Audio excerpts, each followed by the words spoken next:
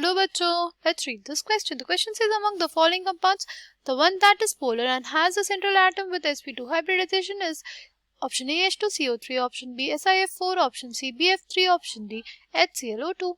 Right, हमें ये बताना है कि कौन से कंपाउंड में सेंट्रल एटम में sp2 है प्लस वो कंपाउंड पोलर भी होना चाहिए.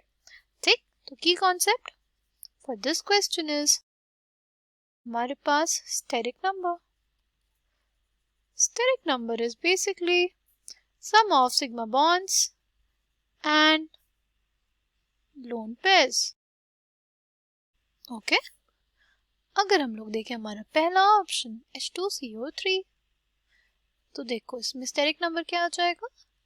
इसका स्टेरिक नंबर हमारे पास आ जाएगा 3, बिकॉज ये एक ऑक्सी एसिड है. तो जो हमारा कार्बन होगा वो उससे डायरेक्टली हमारा हाइड्रोजन नहीं अटैच होगा, वो ऑक्सीजन के थ्रू अटैच होगा हाइड्रोजन. राइट, बचा एक ऑक्सीजन. ऑक्सीजन डाइवेलेंट होने की वजह से वो डबल बॉन्ड बनाएगा.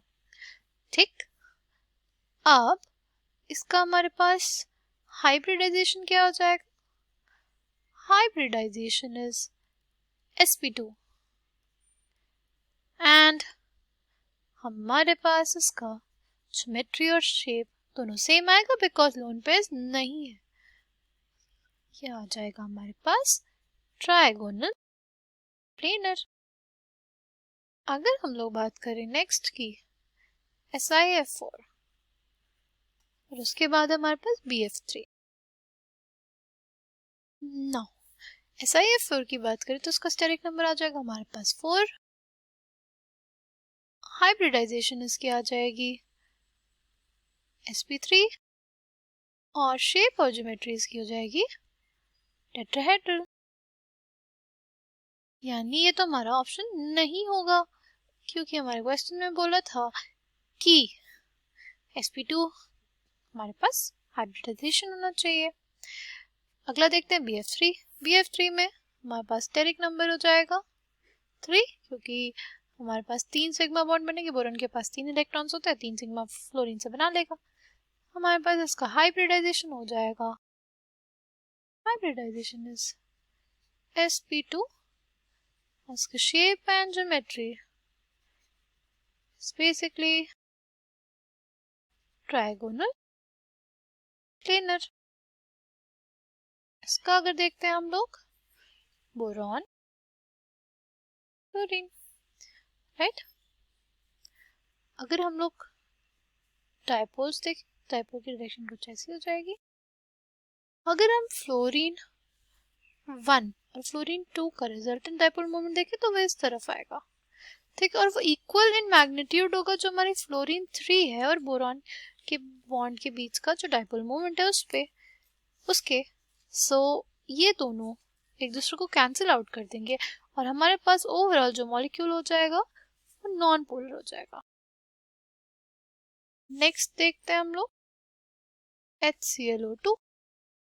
ओके, HClO2 में सी हमारे पास जो लीस्ट इलेक्ट्रोनेगेटिव एलिमेंट होता है वो हमारा सेंट्रल एटम होता है. तो इन दोनों में से हमारा सेंट्रल एटम जो होगा वो हो जाएगा Cl. हाइड्रोजन नहीं होता, hydrogen is present as a side atom.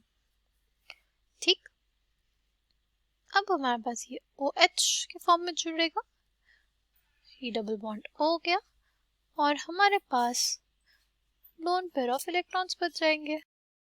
हमारे क्लोरीन के पास होते हैं 7 इलेक्ट्रॉन्स, 3 इलेक्ट्रॉन यूज हो गए बचे, तो लोन पेयर उसके पास बच गया. अगर अब हम लोग इसका स्टेरिक नंबर निकालें तो उसका स्टेरिक नंबर हो जाएगा हमारे 2 सिग्मा बॉन्ड्स और 2 लोन पेयर्स यानी 4. Hybridisation sp3. शेप और ज्योमेट्री अलग अलग होंगी. जो इसकी ज्योमेट्री होगी वो इसकी होगी टेट्राहेड्रल और due to the presence of lone pairs इसका जो शेप आ जाएगा वो आ जाएगा बेंट. ठीक है, तो ये भी हमारा आंसर इनकरेक्ट हो गया. Right, coming back to the question, हमसे ये बोला था कि कौन सा पोलर होगा as well as central atom sp2 hybridized होगा। सी हमारा जो B और D है वो तो sp3 हाइब्रिडाइज्ड है, वो गलत हो गए। BF3 में हमारे पास sp2 तो था बट वो पोलर नहीं था। अब हम लोग देख लेते हैं ऑप्शन ए। ऑप्शन ए में ये तो देख लिया था कि वो sp2 है, पोलैरिटी देख लेते हैं कार्बन से ऑक्सीजन की तरफ, राइट, और फिर कार्बन से यहाँ पे भी ऑक्सीजन की तरफ, यहाँ पे भी ऑक्सीजन की तरफ।